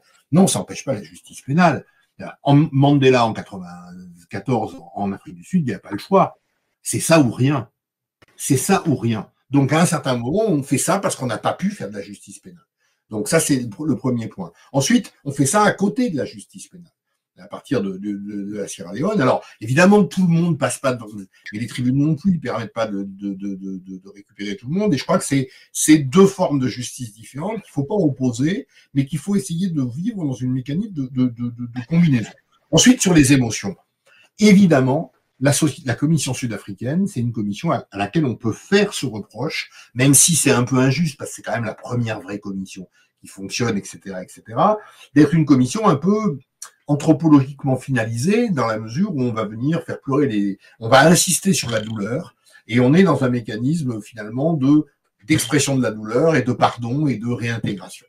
Avec tout un appareillage de psychologues qui vont accompagner les victimes, qui vont participer un peu de cette mise en scène, mise en image de la douleur, et effectivement d'une atténuation de la colère. Mais c'est parce que la commission, elle veut se réconcilier. Le but de la commission, c'est de participer à cette réconciliation, et c'est pas la commission qui doit être imputée de ça, c'est la politique menée par Mandela d'une réconciliation globale de la société qui va faire de la commission aussi un instrument de réconciliation. Donc la commission, elle fait ce qu'on lui demande, si j'ose dire. Elle est orientée sur... Simplement, il faut quand même tenir compte d'un fait. C'est que une commission qui serait trop radicale risque de passer à côté de l'opinion publique. C'est-à-dire risque de provoquer une rupture dans l'opinion publique. Or, si l'opinion publique n'accepte pas les résultats de la commission, n'intériorise pas les résultats de la commission, on va avoir un phénomène de rejet. Il y a eu cet exemple-là, je crois, au Chili, où la première commission avait été très anti-pinochiste, ce que je peux tout à fait comprendre, et une partie de la population du Chili l'avait très mal reçu parce que plus favorable au Pinochet, et que donc il avait fallu changer un peu de stratégie. Donc c'est pas si simple que ça. Et je crois que de ce point de vue-là, c'est un développement un peu universel. Il y a eu la même chose en Espagne. Quand il s'est agi de réouvrir les fosses communes du franquisme, l'État ne voulait pas le faire. Les associations l'ont fait, et il y a eu au fond, deux grandes séries d'associations qui l'ont fait. Une série très politique qui voulait récupérer les camarades vivants, héros de la guerre civile, et une organisation plus familiale qui voulait dire, nous allons récupérer nos grands-parents. Et je crois que les deux points sont, on est toujours dans cette même thématique-là. Après, moi, je crois que ce qui est très important de noter, c'est que de toute manière, aucune scène judiciaire ou parajudiciaire n'est une scène neutre en termes de comportement. C'est-à-dire que tout espace de recueil de témoignages va, par son cadre, par sa structure et par sa logique, conditionner en partie la forme du témoignage rendu. Et le témoignage, là encore, il ne faut pas opposer les commissions telles qu'elles sont avec les tribunaux tels qu'ils devraient être. Je pense que quand vous êtes devant une juridiction pénale, et on l'a bien vu avec la soutenance de thèse de Timothée, le cadre pénal conditionne en partie le comportement du témoignant, si j'ose dire, la procédure, la solennité, etc., etc. Et je pense surtout, et ça c'est une question extrêmement intéressante, c'est que chaque structure de recueil de la parole va poser un cadre du recueil qui est au fond un cadre de légitimation de sa propre existence. Le tribunal va solenniser le cadre de la parole parce que ça solennise sa position de suprématie, de neutralité, etc., etc. La commission parce qu'elle participe d'une mission d'empathie. Et je dirais, mais là, je vois que Camille Montavon est présente et tu connais bien mieux que moi, pardon, le problème aussi pour les tribunaux d'opinion. Les tribunaux d'opinion, ils sont un peu là placés dans une position un peu intermédiaire puisqu'ils veulent à tout craint faire tribunal, c'est pas péjoratif, mais apparaître le plus tribunal possible. Donc, moi, je crois que Sandrine, elle n'a pas complètement raison non plus. Toutes les commissions n'ont pas fonctionné comme la commission vérité sud-africaine. Parce que là aussi, il y a une dimension culturelle. Dernier mot peut-être pour répondre à cette question. Si je prends l'exemple des commissions qui ont travaillé sur les Amérindiens, qui ont donné la parole aux Amérindiens, elles ont progressivement mis en place des rites amérindiens de dépôt de la parole. Et je crois que de ce point de vue-là, l'important n'est pas savoir si c'est larmoyant ou pas larmoyant, l'important est de savoir si les victimes ont besoin que ça le soit. L'important, c'est le confort des victimes. Et si les victimes ont besoin de témoignages, entre guillemets, larmoyants, ben tant pis, c'est pas grave. C'est pas grave de ce point de vue-là. C'est parce que c'est une forme de prise en charge de leur difficulté, même si effectivement les victimes, elles n'ont pas toutes été convaincues par la commission vérité sud-africaine, elles regrettent parfois d'être passées devant, certaines n'ont pas voulu y aller, dans les plus politisés n'ont pas voulu y aller, en disant on ne demande pas pardon à ses ennemis, on les combat. Donc voilà, la commission, elle est pas plus rationnelle que les gens qui sont dedans. Maintenant, la question sur les archives visuelles des commissions vérité, alors là, on peut très bien, moi j'ai plein de vidéos, il y a plein de vidéos sur YouTube, d'extraits, moi j'ai fait des montages de bandes là, non, on en trouve heureusement beaucoup maintenant. C'est le grand intérêt de la commission vérité, c'est de se montrer, c'est de se diffuser. C'est vrai dans le champ télévisuel, c'est vrai dans le champ cinématographique, c'est vrai dans le champ littéraire. Il y a maintenant beaucoup de romans, d'œuvres de fiction qui reprennent la commission. Par exemple, la commission canadienne a donné lieu à énormément de productions littéraires extrêmement importantes de ce point de vue. Merci beaucoup. J'ai deux autres questions, mais j'attends un peu. Je vous laisse la parole dans la salle pour commencer. Et puis dans le chat, si vous avez des questions à poser, n'hésitez pas. Normalement, j'active le voix. Et moi, Question. Je crois qu'il y a des gens qui sont en train d'écrire, mais... Alors, tu peux lire j'arrive à lire, hein, donc si tu veux, je vais peut-être... J'aurais une interrogation concernant les commissions en lien avec la question de décolonisation. Que penser d'une commission France-Algérie sur la question des crimes coloniaux passés? Car précisément, on est dans une absence de situation d'exposition et on ne serait pas dans une question coloniale interne, puisqu'on est en présence de deux États éloignés géographiquement. Qu'en pensez? Eh bien, pour répondre à cette question, alors là, c'est... Merci beaucoup pour cette question, parce que c'est une proposition qu'on avait faite au moment où il y a eu le rapport... c'était le rapport Stora, je crois, qui a été fait à la demande de l'Élysée. L'IFJD avait été consulté et on avait proposé la mise en place d'une commission vérité, mais je crois que le rapport en propose une également. Alors évidemment, après, il faut s'entendre sur ce que la commission vérité va faire. Moi, je pense qu'il ne faut pas qu'elle soit que composée d'historiens, mais qu'elle permette une prise en charge globale des récits et aussi militante des récits, hein, parce que je crois que c'est important. Alors la difficulté, ça serait tout à fait justifié à mon sens. Hein.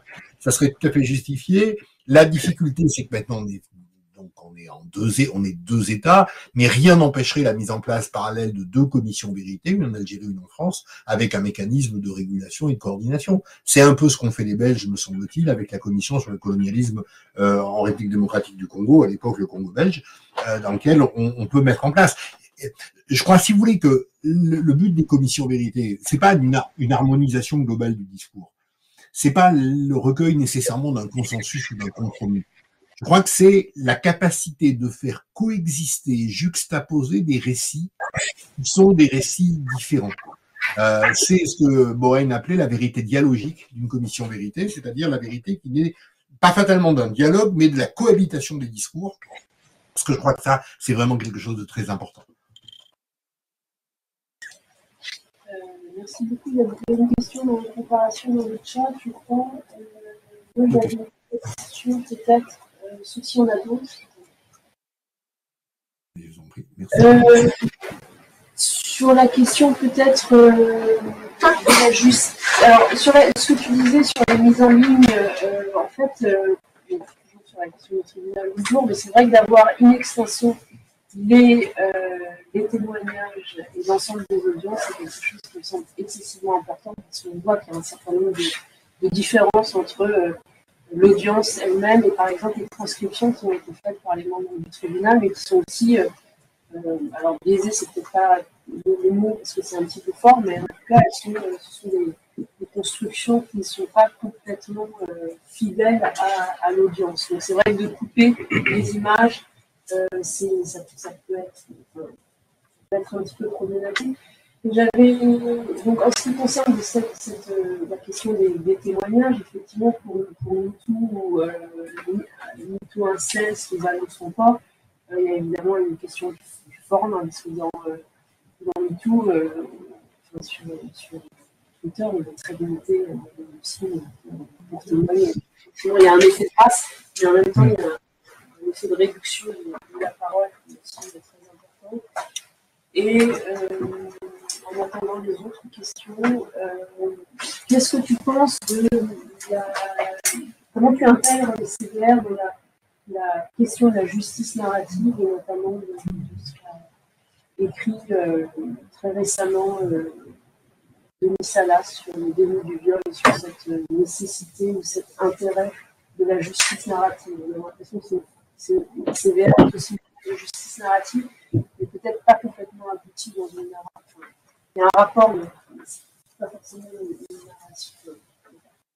Je comprends. Alors, sur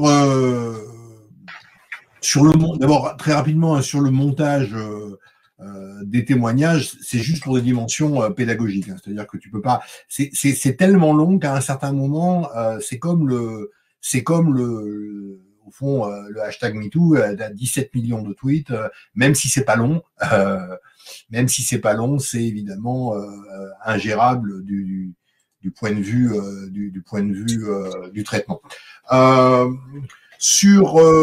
que ça va revenir un peu à la même chose, là, sur la réduction de Twitter et sur la justice narrative. Je crois que les commissions vérité, elles participent de la justice narrative, elles participent de la mise en récit. C'est pas abouti complètement, c'est clair, mais c'est l'avantage, c'est que c'est une narration libre. C'est une narration qui est peut-être la moins formalisée possible, la victime pouvant dire ce qu'elle veut.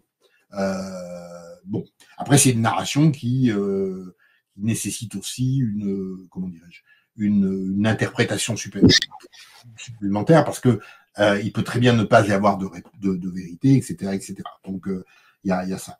Je crois que ça c'est important. Mais par exemple, tu prends l'exemple de hashtag #MeToo, il y a deux limites à cette réticence du témoignage. Enfin, en disant c'est un témoignage réduit parce que d'abord parce qu'il y a plusieurs personnes qui laissent plusieurs posts de suite, c'est-à-dire qui complètent leur témoignage.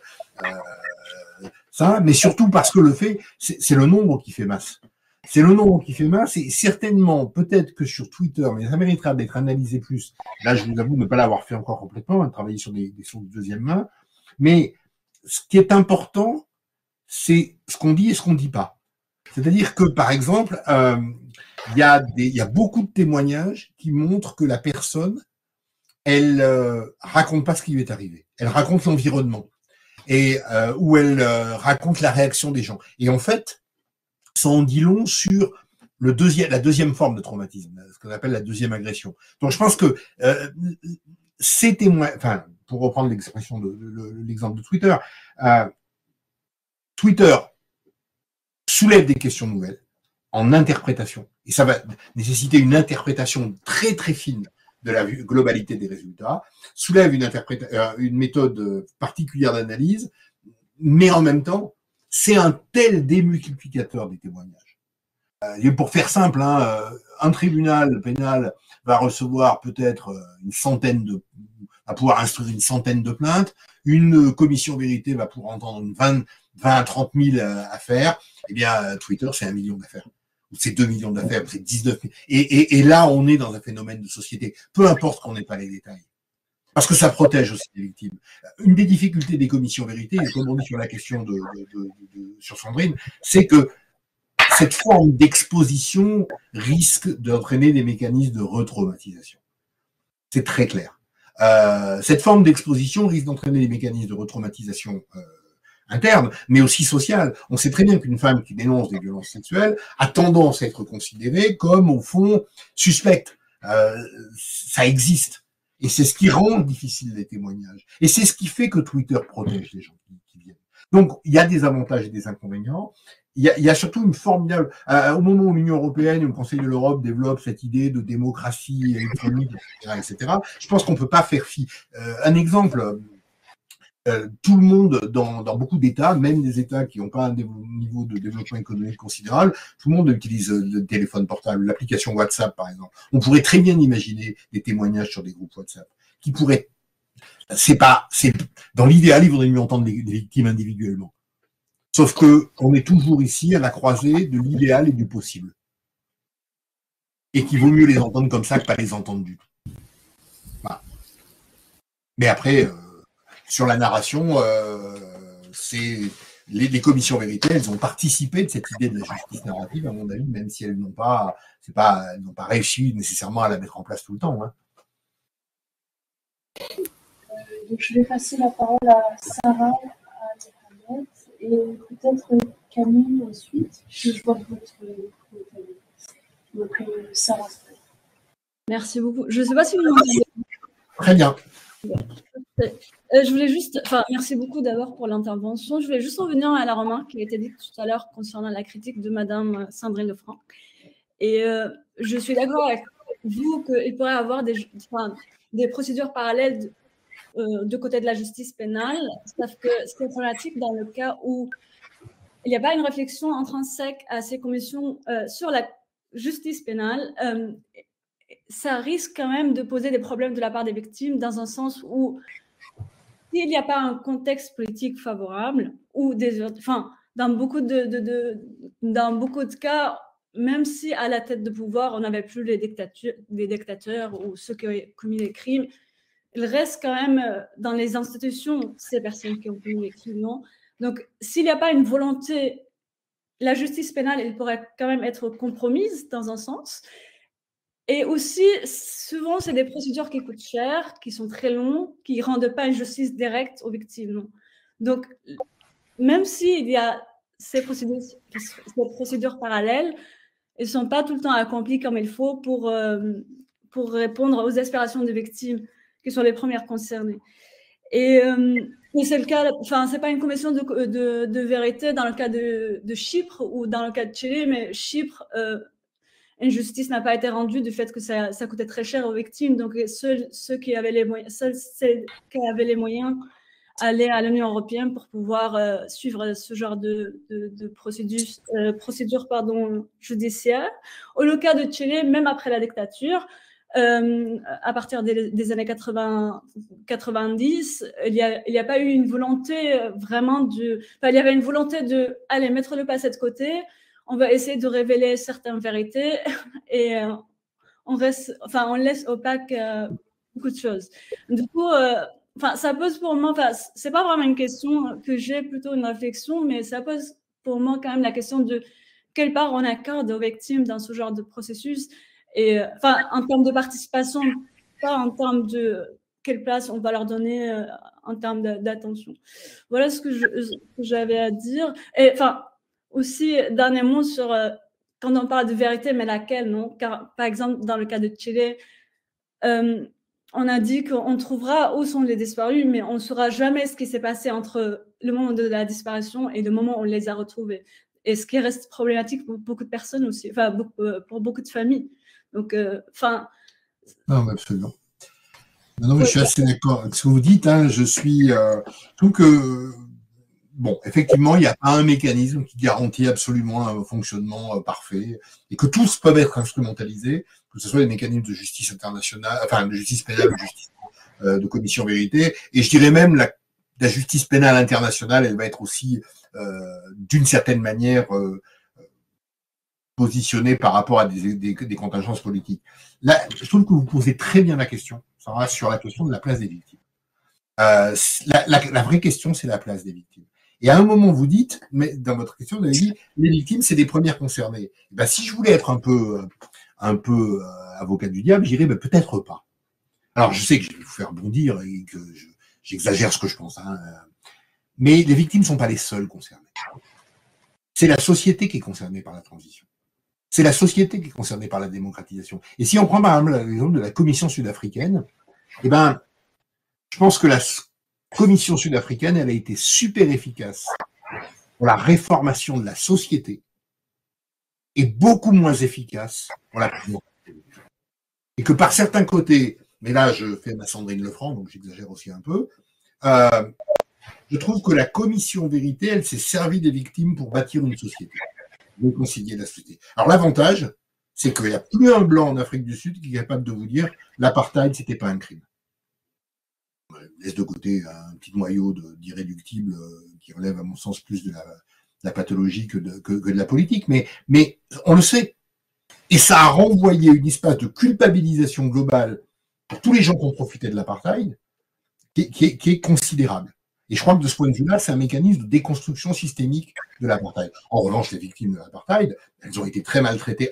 Parce que, alors on les a vues, certaines, c'est déstabilisant. Par exemple, quand vous faites parler un tortionnaire qui vous raconte qu'il a torturé, il va vous dire aussi qui c'est qui a parlé dans la torture, qui c'est qui a parlé sur la torture. Et ça, évidemment, ça déconstruit un peu les mythes. Donc c'est très bien pour la pacification sociale, parce que les mythes, c'est toujours des problèmes de reprise de la guerre. Et pour les acteurs concernés, c'est pas top. Et puis les victimes, les types, ils n'ont pas été en procès. Les policiers blancs qui auraient largement mérité d'aller en prison, ils l'ont jamais été. Mais ils l'auraient jamais été de toute manière. Mais là, on a mis en scène, en quelque sorte, l'impuissance de l'État à les condamner. Ce qui est traumatisant. C'est pour ça que je pense que peut-être sur les commissions vérité, il y a deux choses moi, qui me paraissent importantes. Un, c'est pas une science exacte.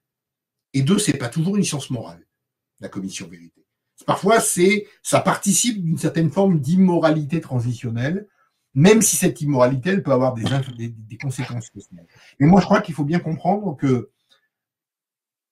au fond, tout ce qui va être de justice transitionnelle, qu'elle soit pénale ou pas pénale, hein, c'est l'introduction de l'extraordinaire dans un mécanisme ordinaire. C'est-à-dire que les crimes sont tellement importants, sont tellement radicaux, sont tellement puissants, sont tellement nombreux, sont tellement sociétaux, que de toute manière, c'est pas des mécanismes de justice qui vont pouvoir y participer, qui vont pouvoir les résoudre.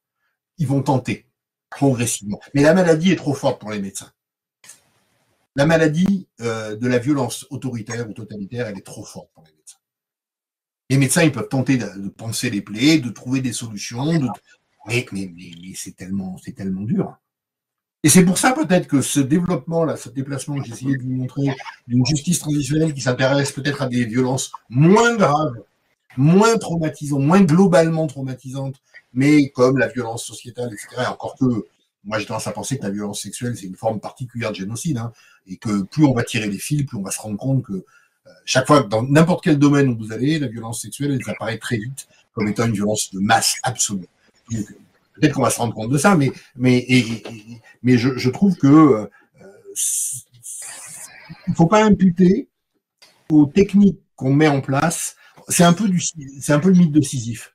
Les juristes ou les gens les activistes tentent de mettre en place des solutions, mais parfois la pierre elle leur retombe dessus et on s'aperçoit que il n'y a pas de quintessence, il n'y a pas d'absolu et de perfection dans ce domaine-là. Que ce soit pour les tribunaux d'opinion, pour les commissions vérité, pour les tribunaux pénaux, pour la Cour pénale internationale, pour tout ce que vous pouvez imaginer.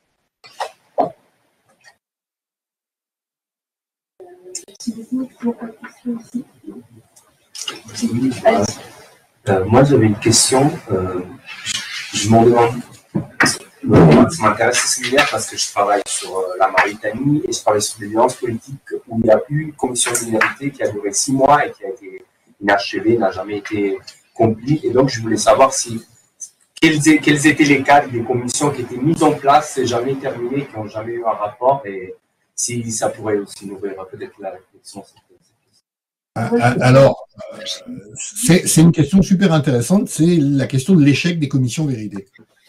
Parce qu'on a tendance à se polariser sur celles qui ont réussi. Alors, l'échec des commissions vérité, c'est une vraie réflexion. Moi, je dirige une thèse là-dessus, mais j'espère qu'elle ira au bout. Hein. Je dirais, il y a 3 formes d'échec de la commission vérité. Premier échec, c'est celui que vous évoquez. Elle s'arrête. Elle s'arrête parce que il y a des circonstances qui l'amènent à s'arrêter. Ça, mais je dirais, c'est un échec. C'est l'échec le moins dangereux. C'est l'échec le moins dangereux parce que, au fond, c'est pas la technique qui est remise en cause, c'est le gouvernement. Après, le deuxième échec, c'est l'échec d'une commission vérité qui fait super bien son travail, mais le gouvernement n'applique pas. Le gouvernement n'applique pas. Alors, c'est embêtant. C'est embêtant parce que là, les gens qui se sont investis vont perdre confiance dans l'instrument. Et puis, le troisième échec, c'est les commissions vérité qui font n'importe quoi. C'est-à-dire qu'ils rendent des rapports, qui proposent des solutions, mais qui sont des mauvaises solutions. Ça arrive aussi. Ça arrive aussi, ou qui proposent des solutions tellement alambiquées qu'elles sont inapplicables. Donc, malheureusement, il y a toute une série d'exemples d'une commission vérité qui se sont arrêtés. Peut-être le plus simple, c'est éventuellement rentrer en contact avec moi via Chloé va vous passer mon mail, ou je vais l'inscrire dans le chat. N'hésitez pas, parce que moi j'ai pas mal de documents là-dessus, mais ça arrive malheureusement assez souvent. Hein. Et c'est le corollaire aussi du développement quantitatif des commissions vérité, c'est-à-dire que plus vous en créez, plus vous prenez le risque qu'elles puissent dysfonctionner. Vous avez mon mail dans le chat, hein, si vous voulez me contacter si je peux vous aider, ce sera avec grand plaisir. Justement, dans la continuité des questions, on a encore 3 minutes. Dans la continuité de cette question, donc tu disais que les commissions de vérité et réconciliation systématiquement, quasi systématiquement, si on est proposent des recommandations, et dans quelle mesure ces recommandations sont appliquées ou pas. Globalement, alors évidemment, je vais te répondre, ça dépend des situations et des États, mais je dirais quand même que globalement, il y a des exemples d'application des recommandations, mais globalement, les États, ils n'appliquent pas tout, loin s'en faut. Mais même s'ils n'appliquent pas tout, c'est quand même, la situation est plus compliquée. D'abord parce que les recommandations, elles existent, et elles sont connues. Et un État qui refuse d'appliquer des recommandations connues, bah, il prend le risque de se mettre en porte-à-faux avec ses propres principes. Alors c'est pas le grand soir, hein, c'est pas la révolution, mais quand même ça peut le déstabiliser. Donc il y a ça. Et puis il y a l'autre exemple, c'est des recommandations qui sont des recommandations sociétales. Quand je vois l'influence qu'a eu la commission canadienne sur les pensionnats autochtones dans l'université, par exemple, dans la prise en compte des spécificités autochtones, ça dépasse le cadre de l'État. Et souvent, d'ailleurs, maintenant, les commissions, elles proposent la mise en place d'une structure de suivi des commissions, du rapport.